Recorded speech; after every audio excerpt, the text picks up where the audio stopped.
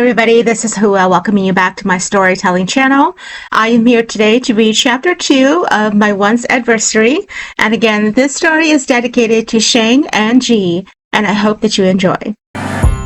Do you see how I effortlessly get it right? 그리 다른다고 다 되는 것도 아니야. You could try it all you want and waste your time. You look ahead, a million people in the line, but I'm one step away until the day I will be gone. Baby, you're a shooting star or a rising star. Name yourself in a galaxy. Don't let the others fool your mind. 붙잡아야 할 건 only your tenacity. Get it right. Get it right.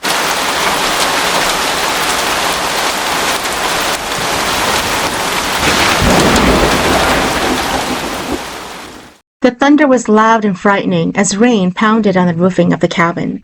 The tinging sound woke Sheng up, and she discovered the room had gone cold. Did she forget to turn the heat up? She pulled on socks and grabbed a sweater as she walked out of the room. The door beside her opened, and Ge came out, alert and ready. "What's going on?" he asked. She rubbed her face. "It's cold. I came to check the heating." He walked out and said, "I'll do it. You go back to bed." The thunder roared, and she shrieked, running into his arms. "Are you scared of thunder?" Nodding, she whispered, "Sometimes, only when it's super loud like that." It thundered again, and he reached out to hold her before she could jump. Breathing hard, Sheng suddenly released him and stepped back, her cheeks flushed. "I'm sorry," she said. "I'll check the thermostat."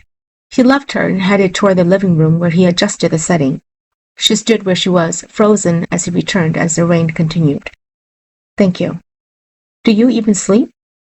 Ge shook his head. "I'm always alert, Miss Sheng. You go to sleep. Everything will be fine now." She thanked him again and headed toward the room where she closed the door. Why was her heart pounding? Okay, if she had to nail details down to the T, she had to admit she was attracted to him. Who wasn't? He was incredibly fit, looked like a god, and protected her with his life. "But your money is paying for it, Sheng," a voice told her. Right, she remembered as she slumped to the ground. A handsome man who was sent as a knight in shiny armor, paid for by yours truly. Peace. In the mornings without the sound of construction workers, that was a lovely feeling as Sheng stirred and turned around in the bed. What a great feeling it was to wake up and not have to shout at someone to keep it down. She showered and dressed, then headed out to find that the house was empty. There was no sign of Ge anywhere, and the door to his room was closed. She started coffee and began to make breakfast. Shortly after, she heard someone open the door and turned around to find him from his morning run. His shirt was sweaty and he was huffing. God, that man was incredibly handsome. Look at the way he did right now. He didn't even blink at her as he walked to his room. Shifting her focus on the situation before her, breakfast, she put her hands to work. She had just finished frying the eggs when she heard Ge walk into the room. "Good morning," he said as she turned to him. "Good morning. Breakfast is almost ready." He only nodded as she readied the plates and set the table. Once ready, he came to join her and helped himself to a healthy serving of everything on the table. She sat down and poured them each a glass of orange juice. "Will you be working today?" he asked. She smiled and nodded. "Yes, I have a few clients I need to call and confirm their events for them." "What exactly is it that you do?" "I'm an event planner." He frowned, looking confused. Smiling, she replied, "Basically, I plan all the events for a person when they come to me with a project. They give me a budget, and I make as much use of that money as I can, and I get everything in order for their big day. All they have to do is show up." I've never heard of an event planner. People actually use those? Laughing, Sheng said, "Of course. I make pretty good money, but it does take a lot of organizational skills. It's not for everyone. And just like your job, you're good at it and you're the best. In my field, I'm number one too." He shrugged. "That's good to know." After breakfast, Sheng returned to her room and set up her laptop, looking into her calendar. One of the most amazing things about technology, she could work from anywhere. After so many years planning events, she slid from the bottom to the very top as the #1 commissioned sales agent. People from everywhere wanted to work with her, and there was nothing she couldn't handle. Well, maybe except a crazy ex-boyfriend. First on the list was calling the decorators and getting the prices for all the ones the client had wanted her to check in. The prices were crazy, but then again, if they were good, it was worth the numbers. In her years as an event planner, she had only had 2 clients who thought she was too much to hire and ended up doing it themselves. Needless to say, their events were on the front cover as a flop, and she had felt bad that she didn't try hard enough to convince them of her services. She opened up her planner and ran her hand through the notes when her finger stopped on something penciled in. Dinner with Adam. She paused, and the feeling of being followed suddenly hit her. When had she written that? And then she realized it wasn't her handwriting at all, but Adam's. Letting out a frightened breath, she pushed her chair back and stood up. Suddenly, the door to her room opened and Ge was already there, walking in. How did he know? What's wrong? He asked. She pointed to her planner, unable to speak. He walked over and picking up the book. I didn't write that. When did you notice it? Just now. And just then he shouted for her to get down. He raced to her and put his body on top, covering her as he pushed her down. They rolled together and he came on top, covering her as the explosion outside caused the windows to shatter. Sheng screamed and then she was yanked up to a standing position as he threw her over his shoulders, running out to his room. He picked up a few things and then rushed outside when a bullet grazed his shoulder. He dropped her and she slammed her shoulder into the ground. A car pulled up and 5 men came out dressed in black with masks on, pulling out guns. Find cover! Ge cried. She ran beneath the porch stairs that had been blown apart and watched as Ge came to the men, kicking them down with one blow. He removed a dagger and sliced through each of their necks, and then he came to her, pulled her out, and once again threw her over his shoulder. He shoved her into his car and started the engine, driving away as the men lay lifeless on the ground.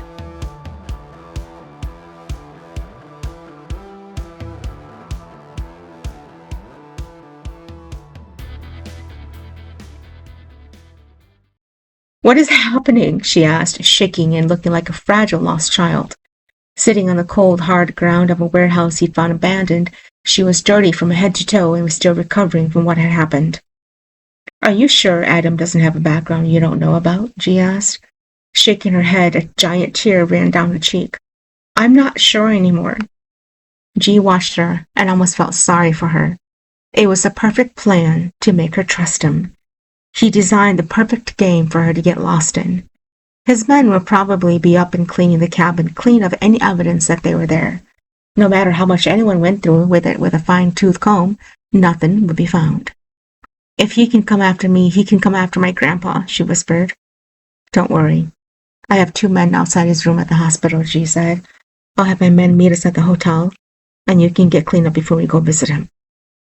What about clothes? She asked as she struggled to stand. I got it covered. She frowned. How do you even know what fits me?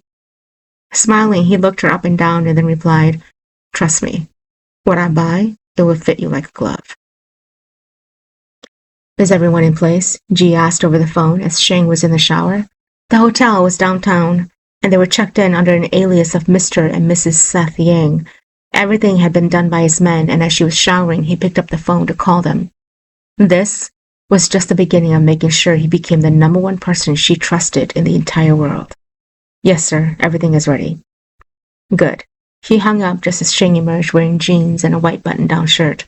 Her hair was still wet as she awkwardly walked into the room he was.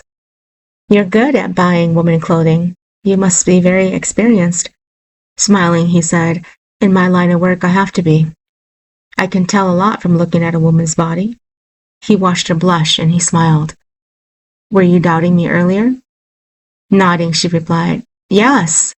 No one has ever figured out my size before without asking me. He walked to her and stuck his hands in his pockets. Your shoulders are slightly off-centered, giving off a fake illusion that you are broad-shouldered. You wear a size 38D. You wear a size 38D, but you prefer a cup smaller so you can avoid being too broad in your upper body. Your body is curvier on the bottom, which means you have to buy a size bigger in the waist to slip past your hips. Her jaw dropped, and she laughed. You You knew all that from just looking at me. He moved closer and leaned down to her. Oh, I've studied every part of you, Miss Sheng, right down to the freckles you hide underneath your cosmetics. He smiled and watched as a tiny hair on the arms stood straight up. He backed away and cleared his throat. If you're ready, let's go see your grandpa. The ride there was quiet as she stared outside without uttering a single word. He had managed to stun her silent with his study of her body. In order to gain her entire trust, she had to know that he was keen on details and that his focus was sharp. He wasn't going to let her believe that he would ever fail at anything. If anything, his alertness would make her keep him for as long as needed, even when Adam no longer became a problem. Once everything was his way, he would then strike her down when least expected. When he parked the car, it was already late, and the sun was beginning to set. Ge turned to her and replied, "One of my men is there, waiting at the front entrance." He pointed to the man wearing all black standing not too far away from the car. "He'll take you to see your grandpa." "And what about you?" she asked. "I'm going to grab us some food, and I'll be right back." The machine was beeping when Sheng pushed open the door and found her grandpa was up, reading with his glasses low on the bridge of his nose. "Grandpa?" He looked up and lowered his papers. "Sheng, oh my goodness, get in here." She walked in and burst into tears. He set the paper away and took her into his arms. Being that his arms were familiar for her, it made her cry even harder. When she'd cried her fill, she pulled away and wiped at her nose. "What's going on?" he asked. Sobbing, she cried, "I've been lying to you." He frowned. "About what?" "I lied to you. When I asked you for the protection agency, it wasn't to keep me safe from the people I've been working with. It's actually Adam."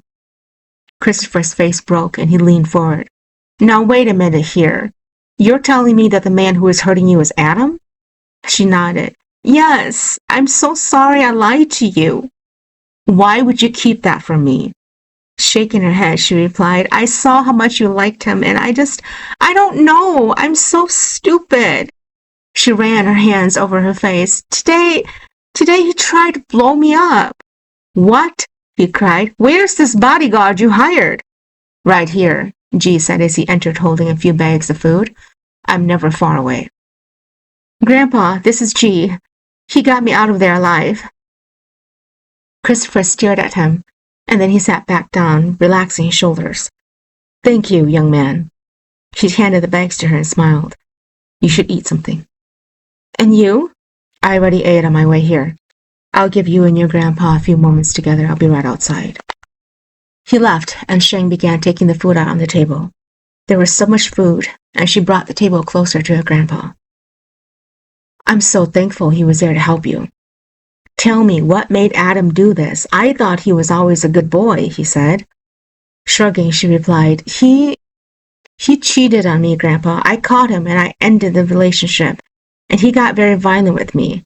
Trust me, I didn't expect him to do this either, but he has showed me a side of him that I've never seen.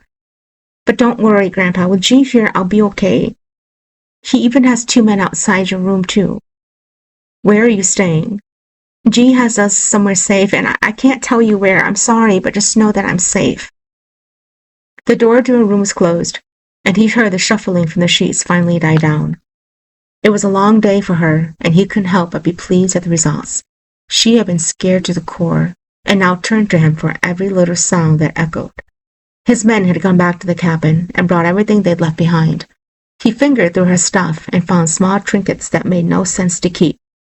He hacked into her laptop and rearranged everything she'd put together for her clients. He processed payments more than the costs written down and approved things that could cost more and denied lower costs. Once he was done, he shut it down and slipped it back into her bag. He turned on the CCTV screen and found her sleeping soundly in her bed. Smiling, he leaned back in his chair. As soon, her sleep would be hard to come.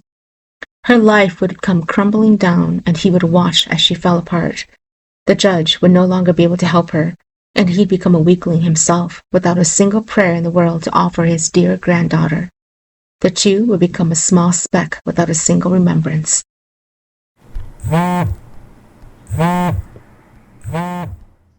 Sheng's phone was buzzing, and it woke her. She stirred and sat up, reaching over to find it buried beneath the pillow. Once she pulled it out, she answered without looking at who was calling. Hello? How could you?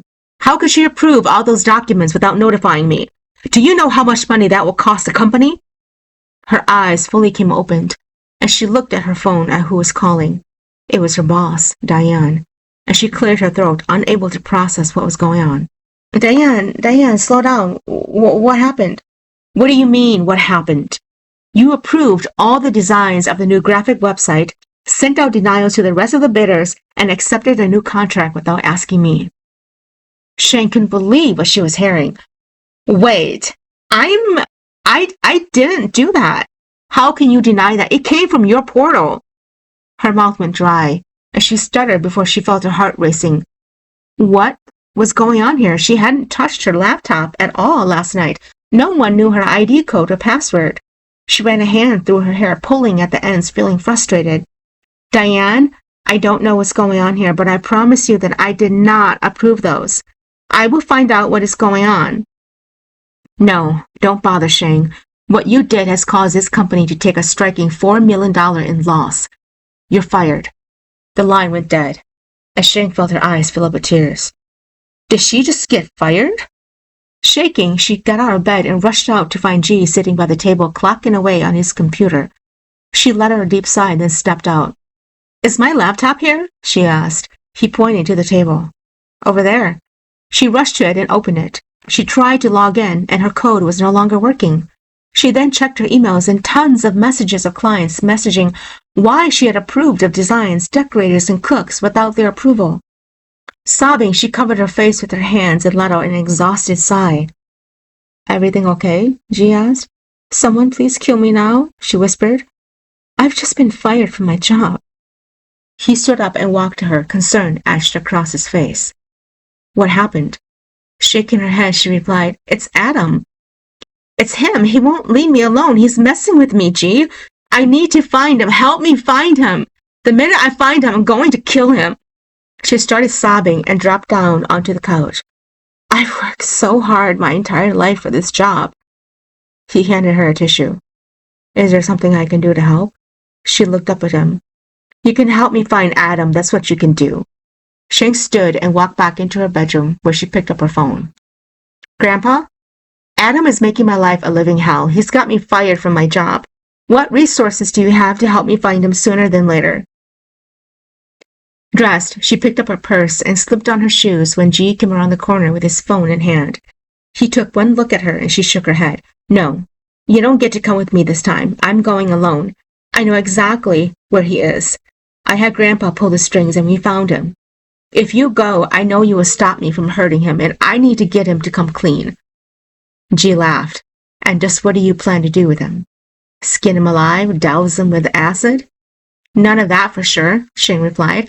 I'm going to do something worse. He took my job from me, and I'm going to do worse to him. Sheng, no, she cried as she glared at him. You work for me, remember? Get your men off my tail or I'll fire you too. Where was she going? Ge thought as he followed her in his car.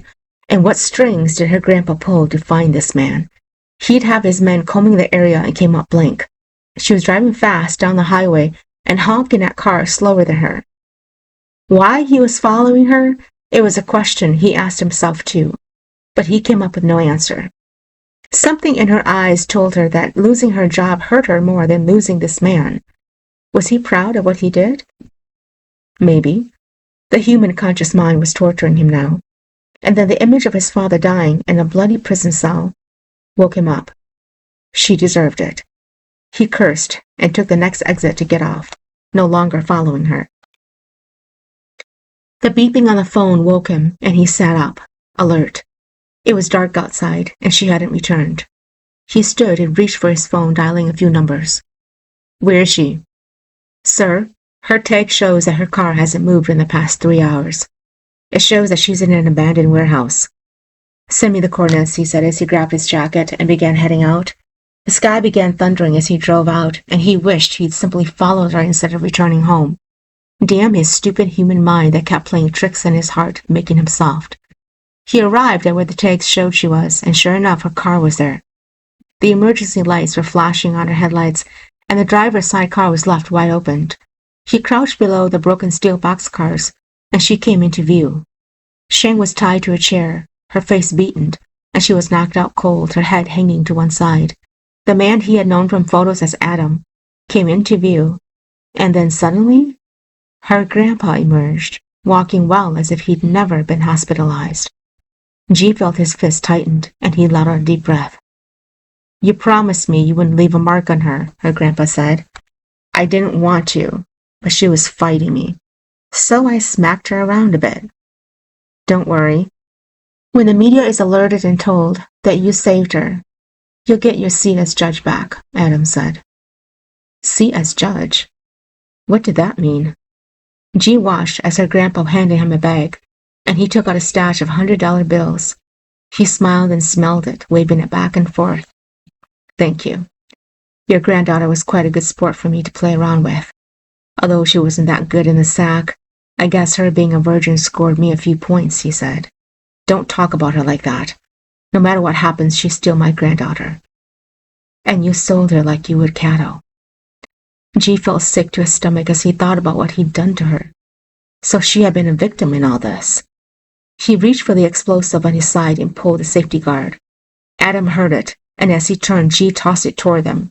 It exploded, and he ran across the room, swinging the chair around, cutting the ropes from her arms. She fell into him, and he fired 2 rounds, sending the 2 men running for cover. And then his men came in, sending off bullets as he tossed Sheng over his shoulder and walked out. Thank you for tuning in. Chapter 3 will be out shortly.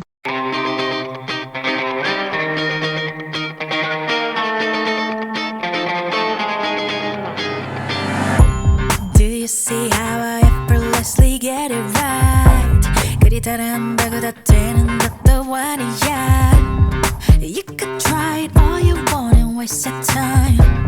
You look ahead, a million people in the line, but I'm one step away until the day I will be gone. Baby, you're a shooting star or a rising star. Name yourself in a galaxy. Don't let the others fool your mind. 붙잡아 할 건 only your tenacity. Gotta get it right, gotta get it right.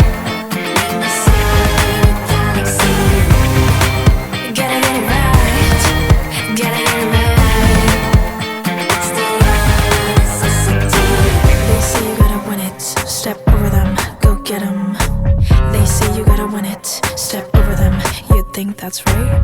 It's all about the nonsense. Just focus on yourself. It's all about the nonsense. Keep moving on. I'm one step away until the day I will be gone. Baby, you're a shooting star or a rising star. Name yourself in a galaxy. Don't let the others fool your mind. 붙잡아 할 건 only your tenacity. Gotta get it right, gotta get it right. Name yourself in a galaxy. Gotta get it right, gotta get it right. It's the necessity. Infinite loop of fall and rise. We fall and rise again and again, again, then again. 반짝이는 수많은 stars. It's just like you're not alone.